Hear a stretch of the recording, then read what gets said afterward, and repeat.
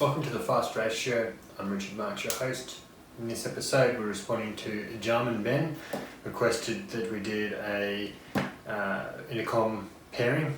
So I'm going to sync this BT-S2 Pro with my Maxto M3. They are foreign brands. In other words, they're not the same make, they're not the same company. And we're going to pair the two together, do some tests and see how we go.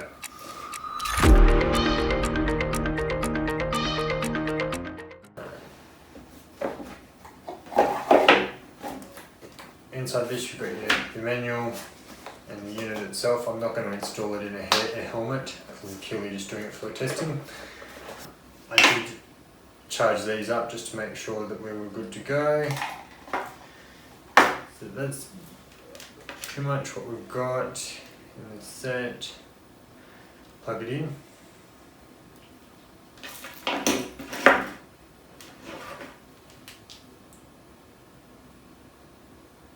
Now they tell you to get it into pairing mode, so get rid of blue lights flashing. Go on do and it's flashing away there. Do the same for this one, get it into pairing mode. Red and blue flashing.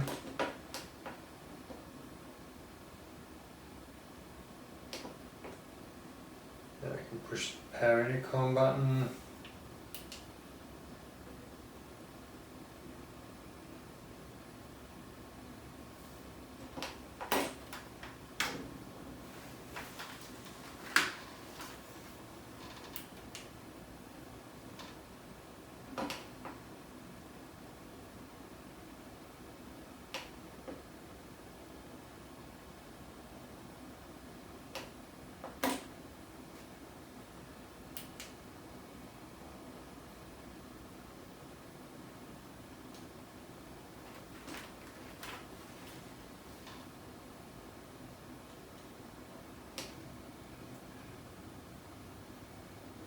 This one's gone out of pairing mode.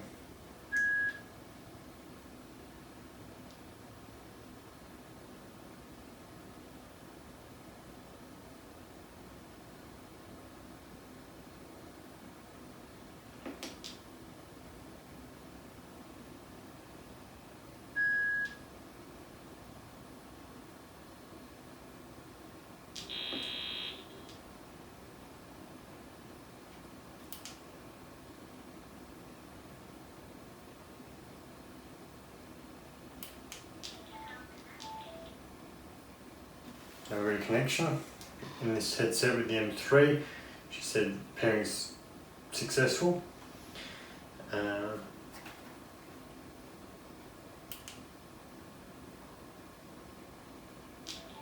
That's initiated an open line. I can now rubbing my finger on the microphone here, playing back out through here. That's just connected to the intercom from this unit.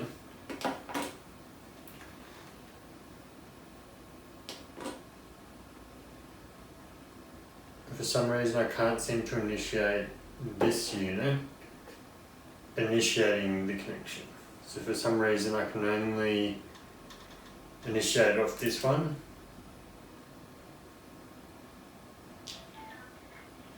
So it's connected again, both ways can talk and listen. This one can't kill the intercom, and this one, it's like a master and a slave as such. So I'm not quite sure if that's because it's brands. If you had two of these units, obviously you're going to have the capability to both open and close the line, making it so that all you have to do is just press the power button and then that disconnects it.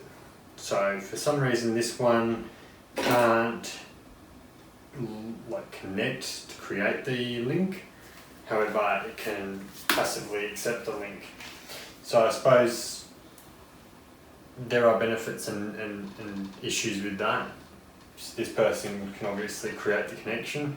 So if you're riding along, for instance, you have a passenger on the back, they're listening to music, and they wanted your attention, they could tap you on the shoulder as the rider, or they potentially could push the button themselves, initiate the connection, and then say, I need to go to the bathroom, or whatever be what they're trying to communicate to you. There are some benefits to it there. However, if you're riding with a group, whoever's wearing this one can't initiate comms to need a pullover, need petrol, whatever it might be that they need to get communicated to you. So that's sort of a downside to it. But like I said, this unit was a lot more, a cheaper unit than this other, the M3. If you had two of these units, you can push the power button once to connect to one unit. If you have multiple units, you can then choose presses is unit 2, 3 presses, unit 3. You can only link up you talking with one other person. So if for some reason, if I look through this here, you can't communicate with a whole pack, which is where some of the other brands with mesh and similar technologies have it over it. You are paying for it. However, you can then have your group discussions rather than just one-on-one buddy chats. So yeah, that's pretty much syncing and pairing the intercoms. I personally haven't used the intercom function because, like I said, this one really only works as a slave. So when I've gone riding with my father, we did try to set it up a while ago, and we had that same problem where he could communicate once I created the connection, but if he was ahead of me or behind me, he couldn't create the connection. So yeah, either go for 2 units. Generally, if you go the same brand, they will seamlessly pair and be a lot better. I believe the M3s, if you had say 8 M3s, you can essentially pair them as a major group, but I am not sure if they can all talk together or whether that is purely, again, a one-to-one discussion. So this one allows you to do multiple things as well, but like I say, you are talking about a budget unit versus a more expensive. These ones work fine. I actually found the battery life on this unit was a lot better than that one.